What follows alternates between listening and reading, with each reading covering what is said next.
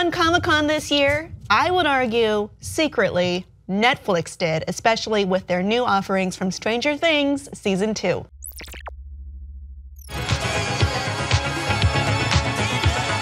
Whatever is happening is spreading from this place. What does it want? Not me. Everyone else.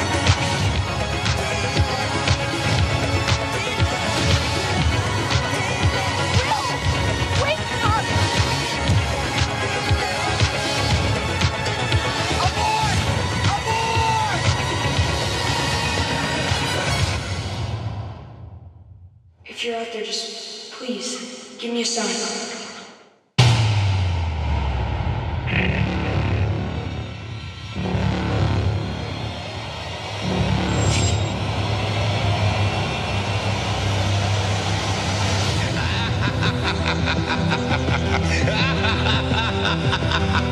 She's back, but of course she is. However, we did learn a bunch of things about what will be happening about Stranger Things Season 2. 11 is back.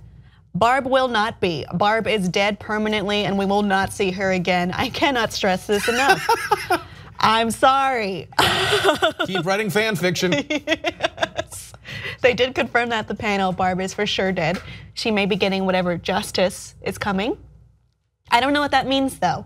There are 4 new characters. I think we have pictures of them. There's one character, a young female character named Max, played by Sadie Sink.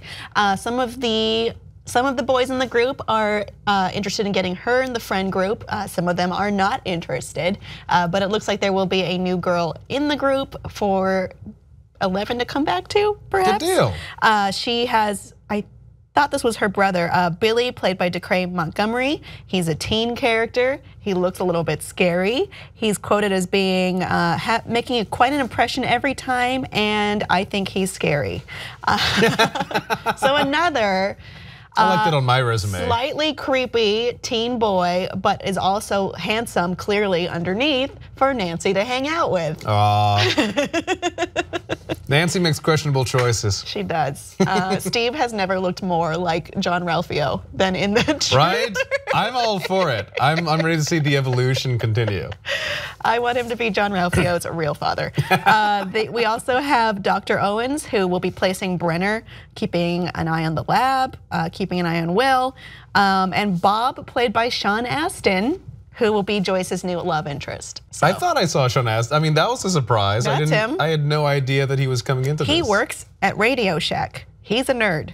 That's all we know about him. Is that what he's been doing since Lord of the Rings? I didn't know. Yeah, he worked at Radio Shack and became a big nerd. And That's amazing. Have you ever seen Lord of the Rings? And it went real well for him after that. There is also a chance Brenner will be back. Right. So that's cool, I guess.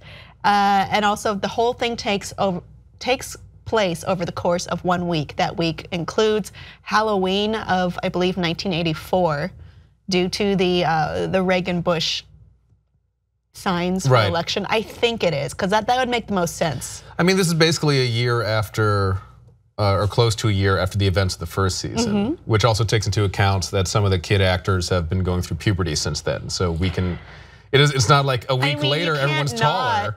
Yeah. You can't not say like, hey, these voices are changing a little bit. Everyone's taller and bigger.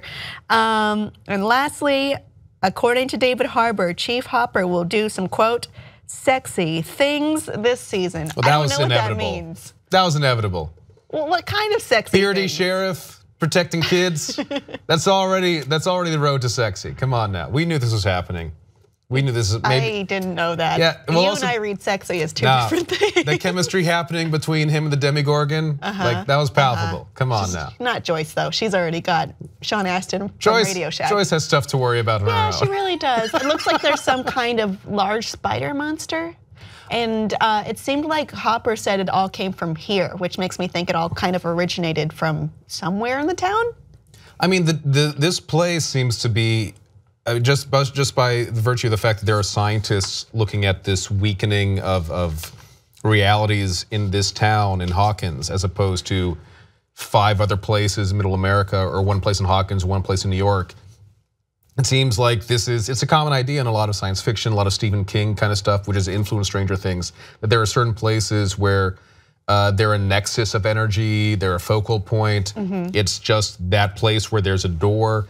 So that makes sense to me that whatever these creatures are, whether you're talking about the Demigorgon as sort of a demonic Slender Man, or this creature as one of the Cthulhu's cousins, they seem to be inhabiting the upside down dark mirror universe version of Hawkins. Yeah. Like this seems to be their territory. I like it. I think the design reminds me of looking at a choose your own adventure novel cover. Yeah. And that makes me excited. Absolutely. That's basically the same font. Yeah. Yeah. I love it. And just the visuals too. I mean, of that huge spider over the town.